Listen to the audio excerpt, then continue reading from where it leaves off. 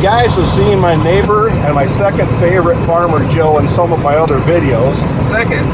Well, my dad's first. Oh, okay. Yeah. You're second. I mean, there's a lot of people watching this video. They're thinking, damn, I thought I was going to be second. Well, look how far up the ladder you are already. Take what I can get. Yep. So we're out here combining the soybeans off this 33-acre field that I live on in Joe Farms. And I'm going to switch around here in a little bit and show you. Joe had it seeded to wheat, what, about September, Joe? Yep. And normally, you know, the wheat or the beans would be off by now, but we've had such a shitty, whoops, sorry my friend, we've had such nasty weather that it's just late getting this crop off. So the wheat has grown up through the beans, but boy, he's doing a good job of harvesting and running that little bit of wheat right on wheat grass, I guess. What would you call it, Joe? Just wheat grass right on through the right on through the combine. I'm going to switch this around and show you. So far, Joe, what's the normal yield then on your farms?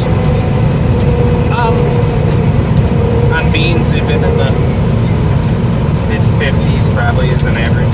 Mid-50s. And what's typically your moisture this time of year combine? If they get dry, you should be happy. All right, well. 13, 14%. 13, 14. All right, well, I'm going to just start shooting some video of Joe combining beans. So in a normal year, beans would have been harvested before now. And what Joe did here is he broadcasted the wheat a couple months ago. And what's happened, because it's such a late year, getting these beans off with the weather that we've had, you know, the wheat has continued to grow. So as he's taken the beans off, I mean, he's doing a good job. It's getting a nice clean cut. We've got instant wheat field.